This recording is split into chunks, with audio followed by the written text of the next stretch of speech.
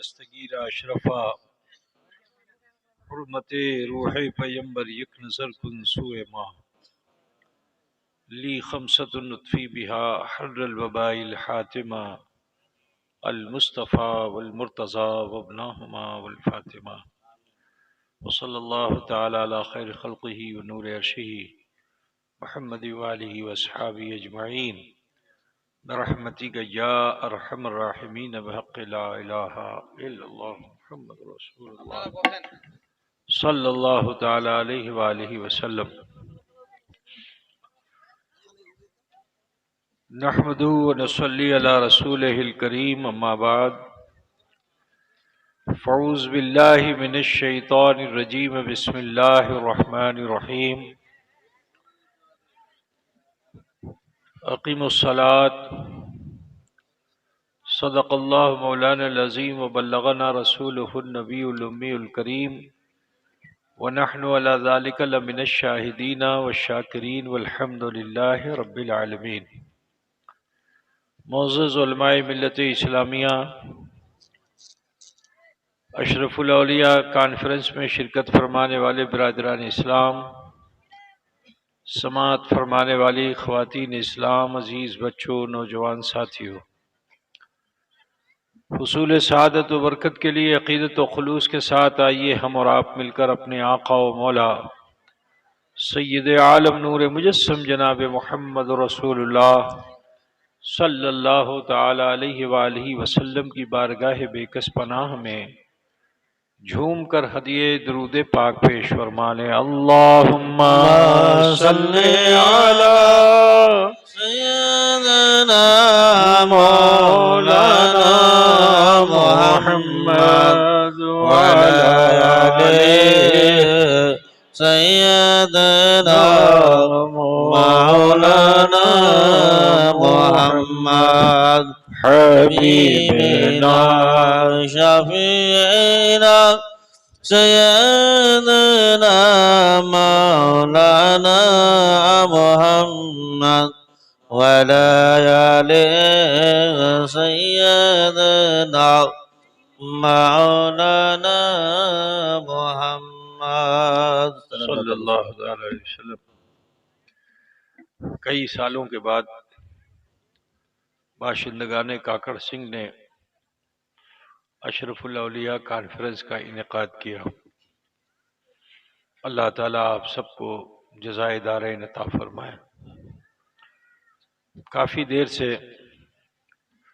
مسجد کی ترقی اور تعمیر کے سلسلے میں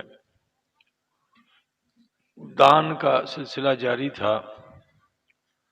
آپ سے جو بن پڑا آپ نے کیا، اللہ تعالیٰ آپ سب کی اس نیکی کو قبول فرما لے اور اسی کو ذریعہ نجات بنا دے۔ ایک بات کہنی ہے، وہ یہ ہے، یوں تو جلسے میں سوال قائم نہ کیا جائے،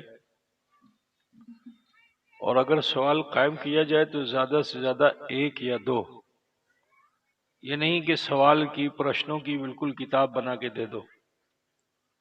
بات سمجھ رہے ہو نا؟ ابھی مولانا زبیر صاحب کے پاس پرشن کی کتاب بنا ڈالی پوری، تو ایسے سوال کا جواب آپ کو ملے گا لیکن یاد نہیں رہے گا۔ ڈھیر سارے سوال کا جواب ہمارا ہر عالم دے دے گا، لیکن آپ کو یاد نہیں رہے گا، اور ہو سکتا ہے کہ ادھر کا کچھ ادھر بھی ہو جائے۔ بات سمجھ گئے نا؟ اس کا مسئلہ کچھ، اس کا مسئلہ کچھ، دونوں ساتھی میں پرشن تھا، اس کا جواب انہوں نے دیا، اس کا جواب آپ نے اس کو الٹا سمجھ لیا۔ کو تو بوجھ گئے نا؟ سب سے پہلے تو یہ ہے کہ اسٹیج پہ پرشن کرو نہیں، یہ سوال جواب کا اسٹیج نہیں ہے، یہ دعوت حق کا اسٹیج ہے۔ تو یہ چیز تو آپ لوگوں کی بہت غلط ہے، یہ نہیں ہونا چاہیے۔ آپ کو پرشنوں کرنا ہے تو اس کے لیے دارالافتاء ہے، سوال کرنا ہے، آپ کی مسجد کا امام ہے، آپ کے علاقے کا مولوی ہے، مفتی ہے، اور آگے بڑھیے تو دارالافتاء ہے۔ اسٹیج کو آپ وہ ماحول مت دیجیے، کیونکہ اس سے بہت گڈ میسج نہیں جاتا ہے۔ بات سمجھ رہے ہیں نا؟ آپ نے کچھ سمجھا، انہوں نے کچھ سمجھا، معلوم آپس میں فتنہ شروع ہو گیا۔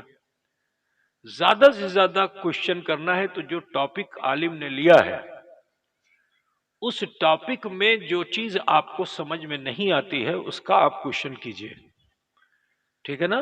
کوئی ٹاپک لیا، ہر جو وقت آتا ہے کوئی ٹاپک لیتا ہے نا، تو اب اس ٹاپک میں کوئی چیز آپ کی سمجھ میں نہیں آئی تو آپ اس کو پرشن دے دیجئے، تو وہ تقریر کے بعد اس کا جواب ٹاپک کے حساب سے دے دے گا۔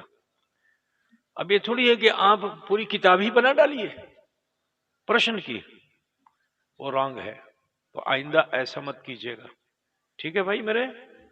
بہت اچھی بات ہے کہ آپ نے بہت اچھے اچھے بھی سوالات کیے اور بہت خرافاتی سوالات بھی کیے آپ نے۔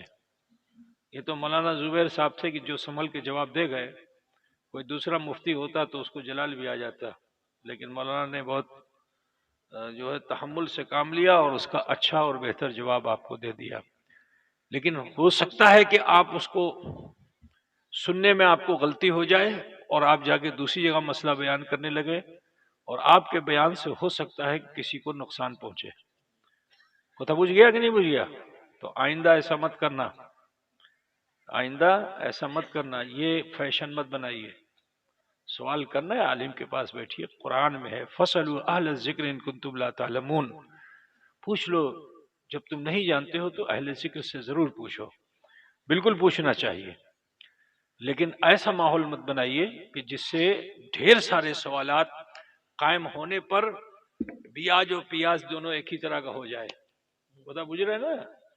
بیاج اور پیاج، اب انہوں نے کہا بیاج حرام، آپ نے سمجھا پیاز حرام ہے نا؟ تو امید یہ ہے کہ آئندہ آپ لوگ اس چیز کا خیال رکھیں گے، ٹھیک ہے بھائی؟ اللہ تعالیٰ آپ سب کو دین کو جاننے سمجھنے کی توفیق رفیق عطا فرمائے۔ آمین۔ بہرحال میں زیادہ دیر آپ کا اب نہیں لوں گا، وقت بہت گزر چکا ہے۔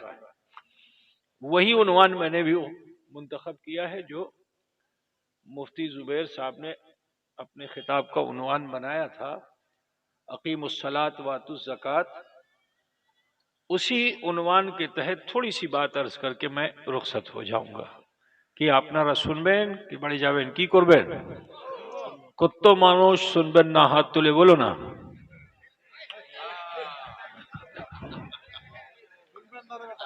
ہاں دیکھ لو، یہی ہے، جوش میں ہوش نہیں رہتا ہے۔ اب سمجھ میں بات آ گئی نا؟ ہمیں کی بول رہا ہوں، آپ نے کی بجھ لین ہے نا؟ تب تم فقہ کو تم ایسے آسانی سمجھ پاؤ گے۔ 12 سال 15 سال لگتا ہے ایک عالم کو فقہ سمجھنے میں، تب وہ سمجھاتا ہے، اور تم 2 منٹ میں سب سمجھنا چاہتے ہو، کیسے ہو جائے گا؟ ٹھیک ہے، آئندہ ایسا مت کرنا بھائی، سمجھ گیا؟ ابھی دیکھو ایک شبد، ایک ورڈ میں نے بولا، ایک واک کو بولا، اور اس واک کو سمجھنے میں آپ کو کتنا الٹ پھیر ہوا کہ نہیں ہوا؟ بنگلہ میں نے کہا لیکن آپ سمجھ نہیں پائے، ہاتھ اٹھا دیا، کھٹ کھٹ کھٹ کھٹ، ہے نا؟ تو ہاں نہیں، بنگلہ میں تو یہ حال ہے، تو عربی اور فارسی میں آپ کا حال کیا ہوگا بتائیے، ہے نا؟ بہت اچھی بات ہے، دین کا جذبہ ہر مسلمان کے اندر ہونا چاہیے، اسپرٹ آف اسلام بہت ضروری ہے، دین کو سمجھنے کی کوشش کرنا چاہیے، لیکن مزاج میں فتنہ لے کے دین نہیں سمجھو۔ اگر دل میں، مزاج میں، ذہن میں فتنہ ہے تو پھر آپ دین نہیں سمجھ پاؤ گے۔